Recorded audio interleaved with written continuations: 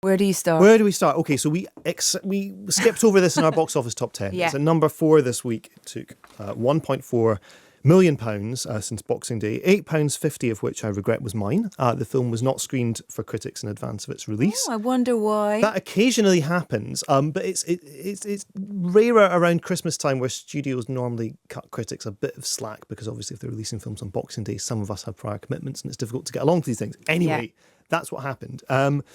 So the premise is that Holmes and Watson reunites Will Ferrell and John C. Reilly as co-stars for the first time since Step Brothers, which is, of course, one of the greatest comedies of the 21st century. I think everyone would probably agree. They are playing, Ferrell is Sherlock Holmes and John C. Reilly is John Watson. They are playing the Arthur Conan Doyle characters as you have never seen them before. I mean, I'm laughing just thinking about it. How can it fail?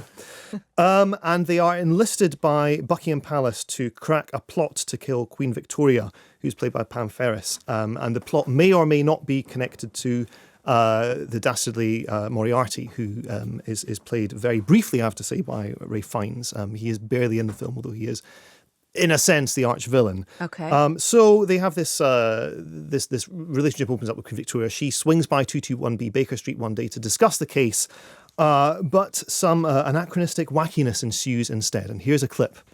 Watson, perhaps the Queen would enjoy some tea. Oh, yes, of course.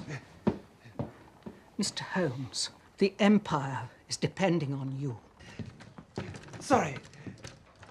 Your Majesty, do you think I could have a picture of us together?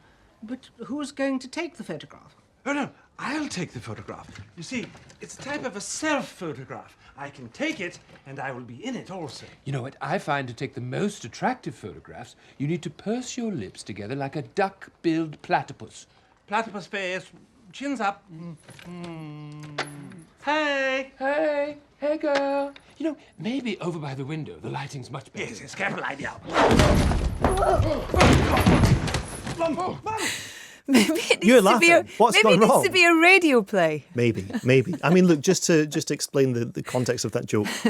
They're doing a selfie, but with an old-fashioned Victorian camera on the end of a broom handle, and this is one of 2 jokes in the film. Okay, so you've already enjoyed 50% of what this has to offer. One of the jokes is that there's an old thing that's a lot like a new thing. Selfies in that case. Yeah. Sexting at one point. Not with the Queen. They do no, not with the Queen, not with the Queen. They do it on a telegram, and they call it an intoxigram.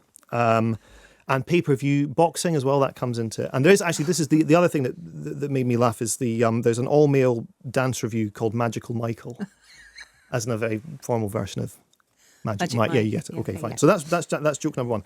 Joke number 2 is that Sherlock Holmes was famously a drugs user, and they make great reference to taking a lot of opium and cocaine, but because the film was cut for PG-13 audience in the United States, they don't actually take any opium and cocaine. That's just all referenced constantly in posters and dialogue all around the place, and that's kind of it. I mean, it's directed by a guy called Ethan Coen, not to be confused with Ethan Coen. By the way, he never will be. This is the guy who did Get Hard with Will Ferrell. Did he also not do Tropic Thunder? Yeah, he wrote Tropic Thunder. Which is funny film. Is it though? Oh, is it? Yeah, come was on. it ever? No, it wasn't. Oh, come on. But there's this kind of, I mean, I don't know, maybe they were seducing. You remember this thing when Bill Murray signed up to do the Garfield film because he heard it had been co-written by Joel Coen. It wasn't the Joel Coen, it was just some other Joel Coen. And maybe, Riley and Ferrell saw this Coen name and they went for it. I don't know. But the idea is that you have this... You remember the Robert Downey Jr. Jude Law version of Sherlock Holmes, which was already an irreverent take on the Conan Doyle source material. This film seems to assume that it is breaking down all sorts of, sacred cows, great literature being reduced to this kind of knockabout, scrappy thing, haha, wacky, wacky, panto, panto. All it's doing is more feebly what Robert Downey Jr. was doing 10 years ago, to the extent that it has sequences where Will Ferrell will bluster into a room as Sherlock Holmes and he'll kind of survey the scene, and then suddenly these equations will start zapping out of his eyes. And the angle here, if I swing my arm here, this will happen. This thing will fall off the wall and bonk someone on the head and blah-de-blah-de-blah. And it's not spoofing the fact that Guy Ritchie did this 10 years ago. It's just doing it again, as if it wasn't this wasn't something that had been lighted on 10 years ago. I don't even really know who this Sherlock Holmes is. He sounds so because angry. he's played as a. I mean, you could make sense if it was Will Ferrell playing him as this kind of idiot savant. That would make sense to me. But he is simultaneously this gregarious, great detective, this almost like a Ron Burgundy figure who's breezing around London, solving these mysteries, much to the annoyance of Inspector Lestrade, who's played by Rob Brydon in this. Rob Brydon pops up. Steve Coogan pops up as well at one point as one of their sources. But then on the other hand, he's also this complete klutz who's going around bumbling around, and there's this very kind of feeble, half-hearted drinking montage where they go out in some grim area of London and get trolleyed together and then stumble around and ha, isn't it very funny? And then on the side as well, you have Rebecca Hall, who is this American doctor who comes to town, who is John C. Reilly's love interest somehow.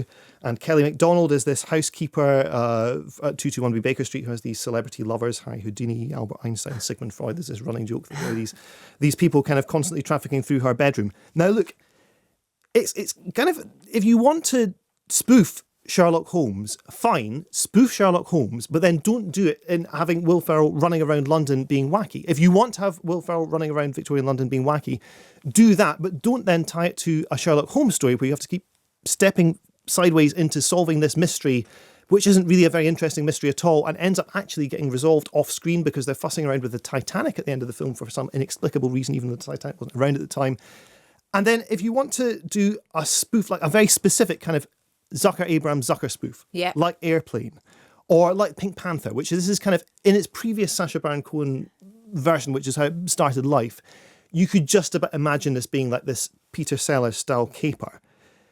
Don't choose to do a subject that has been done by Guy Ritchie in the last 10 years because you're not going to move it on at all. This is basically completely surplus to all requirements. You want to grab the film by the shoulders basically and shake it and say, look, just explain to me what it is you want to do. Who are you?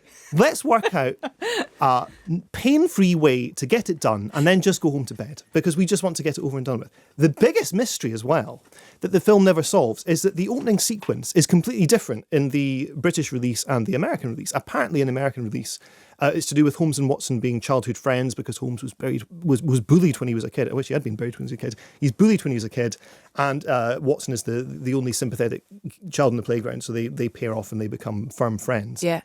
The opening scene of the British one, I have no idea what it is. It feels like it was a scene that was recorded independently of the entire film, which involves Will Ferrell tending an enormous marrow in his garden, John C. Reilly walking onto the roof of his house and threatening to kill himself and then jumping off and squashing the marrow. It's cut together really oddly with a voiceover by John C. Reilly setting up the film that sounds like it was recorded in a toilet cubicle. And it's like what they've basically done, I think, is that the film had incredibly bad preview screenings. Yeah. And this is why they've tried to bury it in the way that they have done. It feels like they have just cut it up and tried to reassemble it into any order that could possibly raise a laugh. And it just doesn't. As I say, I've got no idea what this film is trying to be. If you're a fan of John C. Reilly... No. I love John C. Reilly. He can do anything. I do. No, well, apart from Holmes and Watson. I mean, everything from, obviously, Wreck-It Ralph we've talked about. Stan and Ollie, which is coming out next week. He'll be on the show next week. I hope he's still going to be on the show next week. And Boogie Nights, we need to talk about Kevin, all that kind of stuff. It's like, what possesses them to do this then? Maybe it was Cohen. I don't know. Maybe it's just maybe that it's name. a Cohen the only mistake. explanation.